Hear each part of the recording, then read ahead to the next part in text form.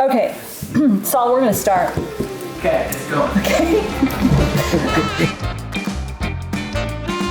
Hi, my name is Pennie Carroll, owner-broker of PCA Real Estate, and sitting next to me today is... Mark Vander, Tuig, and I'm nearly dead. No, you're not. Pretty close. No, we need you to hang in there. Okay, I'll be all right. We really love you, and I'll survive. so do your clients. I'll survive. You Absolutely. will? Yeah. Okay. Yeah. If anything happens before the end of the tape, we've got it all documented. Okay, you know what, Mark? Have you looked at how the market's doing today? I have. It's still, inventory's still low, so it's a seller's market. Yes. Which is crazy. You know, I looked last week, and there were 2,700 homes on the market January 1. Okay. Last week, there were 2,660. We're kind of going the wrong way. It's unbelievable. It's the right way for sellers, though, yes, right? it's a seller's market right now. We at PCA have some kind of quick steps that we go through, or things to bullet point for people. Yeah, but let me interrupt. It kind of depends on the price point. Oh, yeah, that's true. If you're between 150 and 250, that house is going to go pretty quick. Right.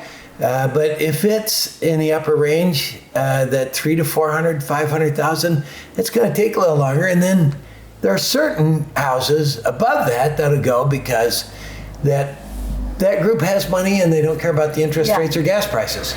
And there's a smaller pool. Yeah, as much we get smaller up higher. pool. Yeah, very small. And they're usually quick decision makers too. Yeah. I'm really glad you brought that point up, because some people will listen to the national news and they'll say your home will sell in 5 days. No. And then we get that group, the 300 to the 450. Yeah. And it's been 3 days and they're wanting to know what's wrong. Yeah. So that's a good point to bring up. You bet. Yeah, it's changed from what it was a couple years ago for sure. Yep. Now, I want to touch on this a little bit too. When you talk about that 150 to 250 range and they'll sell quickly. Yeah. Sometimes people will say, well, if they're going to sell so fast, why do you need a real estate professional? Well, especially in that price range, because that house is probably not perfect. That's true. And so, first of all, you want to make sure that the seller disclosure is clear and straight up and honest.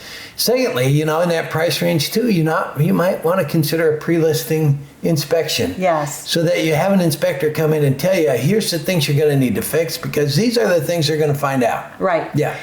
The other thing that comes into play with some expertise and skill is those multiple offers.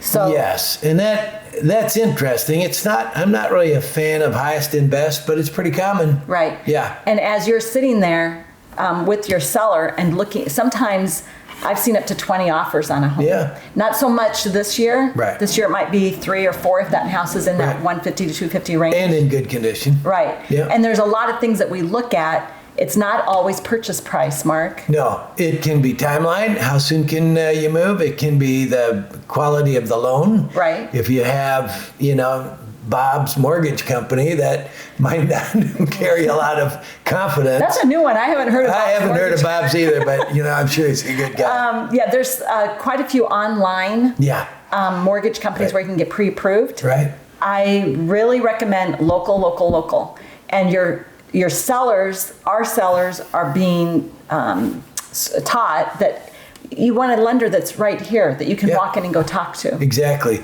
Plus, Iowa real estate laws are different than most other states. For example, we're an abstract state, and I think there's only one other in the United States that does what we do. But they don't do it the same. I think it's Missouri. It kind of throws the lenders off that are out of state. And some have to work on that. They don't know what that means. Some other skill factors that come into sometimes quick sales or even long sales would be negotiating the inspection items. Yes. Because sometimes those can be costly. Yeah, and sometimes they're crazy. That wall has a different color paint. I mean, if it's about aesthetics, that's not really an inspection item. Really should be more about the safety and structure of the house itself. Any major mechanical deficiency. Yes. And then how to negotiate those. So there might be a $1,200 radon system that needs to be put in for the seller. Yeah. Can the seller just give the buyer that money? Right. I mean, there are ways to negotiate through that. Right. If it were me and I'm the buyer, I want to decide where that thing's going to go, because some of them stuck out on the side of the house. They look terrible. Correct. And we guide them through the process of the seller can't give money directly to the buyer. Exactly. It needs to be on the CD, and why is that? And what's a CD, though? Oh, that's true. Closing It's disclosure. a certificate of deposit. No, it's a closing disclosure. Mark? Yeah, we all have our own language. Yes. And sometimes you scare us when we ask you what different things stand for. Because I like to make up things. Not really. really. Okay, and then we get him to the closing table. Like FHA, Yeah, that was one that Farmers Home Administration. Yeah, no.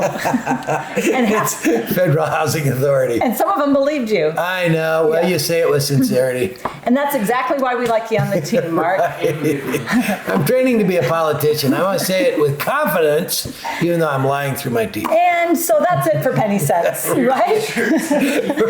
Keeping it real. Anyway, thank you for Funny. joining us, Mark. Yeah. You always bring some light humor to the team, It's mainly the drugs. and you bring a lot of wisdom.